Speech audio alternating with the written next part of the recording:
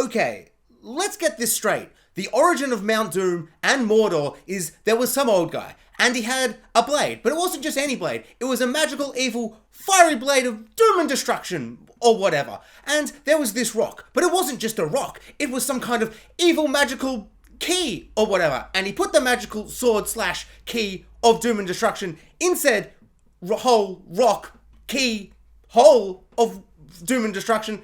Then he does a little turn. He twists the key and unlocks other rocks. But they're not just rocks, they're dam openings. Openings of a dam. And then there's water, and the water floods down, and it goes into evil tunnels made by evil orcs, and it goes and it falls into a big cavern. And the pressure or something, at this point, I have to just roll with it and go, well, I don't understand science, so I guess lots of water hits fire, and fire go boom? Sure, whatever. I guess it's like when you pour salt, or, you pour that thingy, from those American movies where they pour that thingy into the kid's volcano, and the volcano goes boom! And then the dad's like, see, son? Science is cool. Okay, sure. Water goes into fire, place, lava, cavern, volcano, and it go boom. And then all the characters go, oh no, volcano's going boom. This is like that movie, Volcano, or Dante's Peak, or that 2nd/5th Jurassic Park / Jurassic World movie. And then there's a big volcanic ash thingy and it goes whoosh, and it goes over all the land. And Mordor is born. That's hot, insane nonsense. It's madness and I don't understand why they would do that.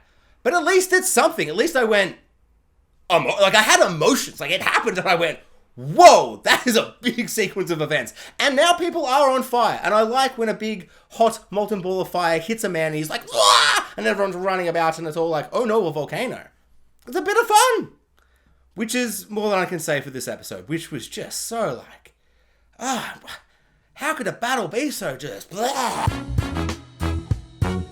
In this episode, Isildur is eating an apple and then he gives the horse the apple and the horse takes a bite out of the apple. And then he continues to eat the apple, even though the horse has slobbered all over it with his disgusting horse germs. Okay, so that's fine. I guess, law and rations, you're on a boat, you can't waste one apple. And he's got the kind heart, the heart of a king, to give the horse a bite. And he's fine with horse germs, so he eats the apple. But no, seconds later, he takes another bite of the apple and then hurls it off the boat. The apple was clearly not eaten to the core. He just threw it off the boat. Half eaten. So clearly they're not in lack of apples and they're not in lack of food, so the rations aren't down. So that's not why he's sharing with a horse. He just likes to share his food with a slobbering, disgusting horse. The wasteful, gross king of Middle-earth. No wonder Aragorn doesn't want to be like Isildur. Neither do I. That's super gross and weird and wasteful. I'm not sure how I thought Mount Doom and Mordor or whatever was created, but I guess just when I saw in Lord of the Rings Return of the King and there's all the smoke coming over and Pippin's like, oh, those clouds are spooky and evil, and Gandalf's like, they're not just any old clouds, they're evil clouds. Sauron's created them so his little orc boys can run across the land and, not be vampire burnt by the sun and all that jazz. And when I see that on just an ethereal level of just you hear them say that and you go, yeah, cool, he can do that. But I never really imagined how he could do that. I don't know, magic, unseen, unheard magic.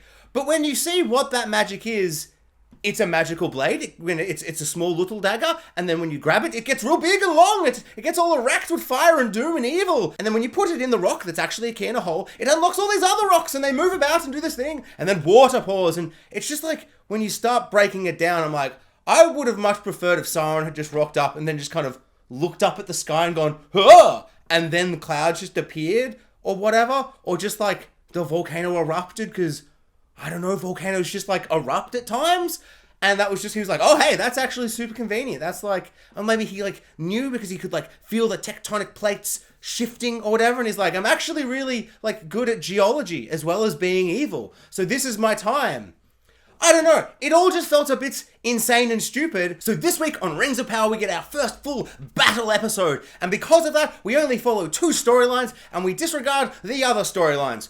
No more hobbits and that old man that may or may not be a young, sexy Gandalf, or maybe another wizard, or I don't know, maybe he's Sauron, or who cares at this point? So none of those guys this week. Yay! Because they suck. But also no Elrond and dwarf character named Boo. They're the only two good characters. I love their bromance. They actually feel like real like humans, even though everything around their plot isn't that good. I enjoy those two characters. So an episode without them, not good. But also I do love an episode of a thing where it just like, we focus on this thing because it's so big and epic. If only any single character in these two plots that we follow this episode I liked in any way at all. So this week, we get blessed with not just one, but two rousing war speeches before the battle. Or, you know, just two people saying terrible cliche dialogue before a battle. The first one is with Adar, who at first seemed really mysterious, like some evil elf that betrayed his kind or something. Turns out, no, he's just an Uruk.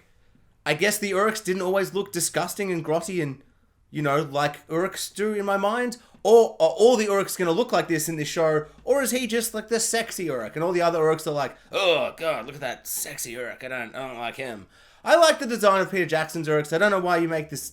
He just looks like an elf to me. I found that very uninteresting. Didn't like that at all. But he gives a rousing war speech where he's like, you orcs and you and me, we're not just screaming angry orcs. We're not such a rabble of monsters. We are people and we have hearts. Maybe show one single scene of the orcs not just being screaming, ravaging, psycho orcs. Like we've always seen them. They're all just like, maybe have like a scene of two of them discussing like what kind of, you know, pear tree they're going to grow after the war. Or what kind of pear tree they're going to cut down after the war. I guess that's what they do. They destroy, they don't grow. But like, give me something to show that they do have hearts. Because he can say, oh, but we have hearts. We're not just monsters. But like, no, Galadriel's right. You were made in mockery. You're demon monster boys. Like, I don't see any difference between you. You can say you have hearts, but it feels like a bit fake to have like the only sexy, non-disgusting monster character be like, oh, we all have hearts. We're all beautiful and amazing. It's like, you're all disgusting monsters. Give me any reason not to think so. And then our second rousing speech is a cross between stoic elf character, you know, that charisma vacuum that is just like there, and blue dress lady. I still don't know her name. Both these speeches, they warmed the heart, they curdled the blood, they got me ready for battle! This show's so bad, I can't believe we got a whole battle episode, and I found it so boring. The action was just like, so bad, and just so like, oddly choreographed. Everything felt really oddly staged. We get a big one-on-one battle between two people, and it felt like they were like, remember that time where Aragorn and Lurtz have a punchy punch? And all I kept thinking was like, yes, they did have like a punchy punch at one point at the end of the battle, but they didn't start the battle just like fists out, no swords, no weapons. It's like the orc like comes up behind stoic elf character, and they're just like, and they pick him up and throw him like it's an MMA battle, like we're watching wrestling or something. And I'm just like, what do you mean? You could have stabbed him in the back and it'll be over. But instead, this guy wants to have a big, slow, punch him up brawl with the elf. And the elf isn't like, swear to God, a little dagger, I'll just stab him. It's like, no, just fists out, let's go. And I'm just like, I understand they want to have like a fisty, punchy punch, big orc versus, you know, the elf guy, stoic elf. I just kept trying to remember his name. I'm like, it's not coming to me. And he does some flips and twists and he's all like, whoopity-boo! And he, you know, does a whole thing and that's all fun and fine. But like, start the battle with the swords, then they lose the swords during the battle. He tries to bring out the bow and the guy like snaps the bow in half and you're like, oh no, his weapon, what shall he do? Oh shit, Fisty Cuffs battle, here we go. You don't start with Fisty Cuffs battle. And this feels like it's emblematic of everything that's going on. There's all these ideas and thoughts and things happening, but when I just kind of take a step back and think about it, I'm like, yes, like in theory, this could be a great, fantastic moment, but you've missed too many beats and moments, or you've rushed through it, or you've just presumed things, and it just doesn't work at all. The second thing that really annoyed me in this whole battle sequence was that the orcs get trapped and defeated twice. I understand the orcs are meant to be like kind of mindless monsters. Well, are they? Apparently they have hearts, and they have dreams and aspirations. So I don't know, it just felt so annoying that the orcs would fall for such a stupid trap again. But then there's like an almost fun, great twist where it's like, oh no, we've been fighting ourselves. But it's not like those people were like, you know, captured and were slaves and they pushed them in and they like masked their mouths up so they wouldn't talk and they're wearing all the armor and they're wandering around trying to scream like, don't attack me, I'm your friend. It's like, no, these people betrayed you, turned and started fighting for the other side, and yet when they take all the masks off, they're like, oh no, we're killing our own, oh no, humans, oh no. They betrayed you. They're now your enemy. They didn't run away. They ran to the other side. They said they were going to do that. So, would you expect them not to turn and fight with the team they've sided with? Like, it didn't make any sense. Why were they surprised any of the humans were there? They knew that was going to happen, right? It just completely baffled me. It annoyed me because it felt like they were trying to have this big, horrible moment of, oh, we've killed our own. But you haven't. They betrayed you. They're your enemy now. I don't. Infuriating. But then bang, oofs, arrows flying over her. Oh no, there's more orcs in the forest. And all the orcs are like, shoot, shooty, shoot. All the humans, they get surrounded in the house. And then Adar is like, ha ha ha ha, I'm an Uruk and let's burn this house down. Wait, no, that would make sense. Let's get the battering ram. It is so surreal to me to see someone try and destroy like a house, like a little cottage house, like with a battering ram. There's like 8 orcs and then we got the battering ram like, boom, boom. I feel like a battering ram, it makes sense when there's a big castle wall door and everyone behind it is like, oh no, and the wood is splintering and they're hitting it with the battering ram. They're like, will this castle wall door hold? Oh no.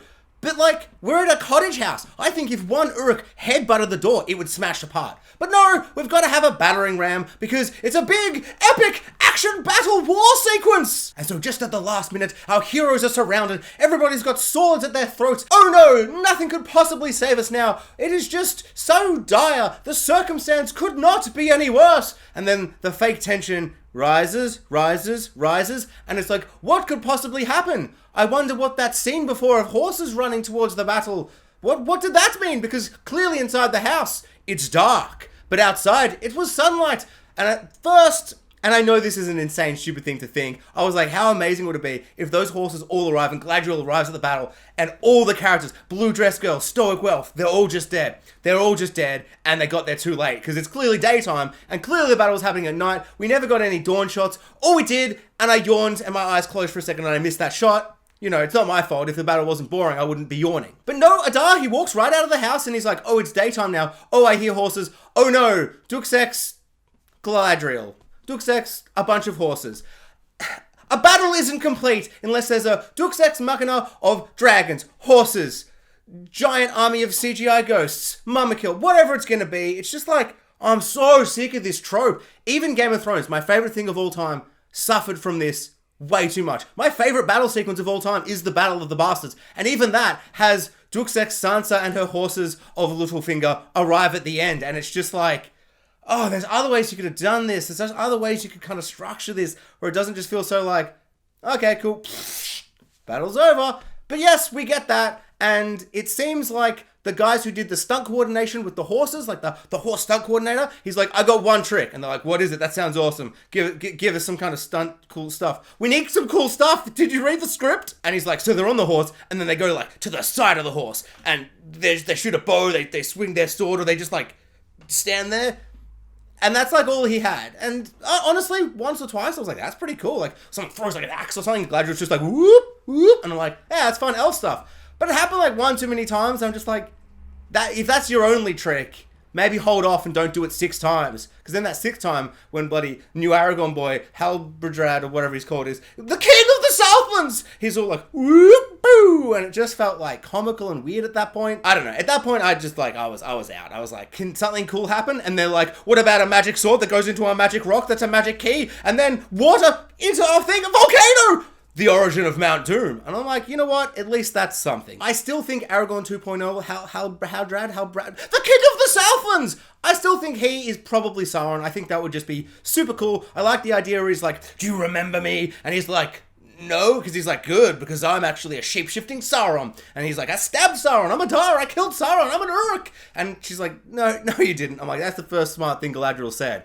No, he didn't kill Sauron. And then right at the end, Adar's like, who are you? And then, the king of the Southlands! He doesn't turn around, he's all just like, moody, stare into the distance, and he doesn't respond. I'm like, haha, because he's Sauron. He's like, you tried to kill me! You prick. I don't know. I just want someone who's a hero to be like, twist, I was Sauron all along. Either do a muhaha with their fingers curling, or just be like a... Guess I shouldn't have said that one line of dialogue that gave me away, Galadriel. I am Sauron. You know, do the slow clap kind of cliche villain thing. I just want a slow clap villain entrance from Sauron. Is that too much to ask? Rings of power? On Galadriel's torture, like, techniques?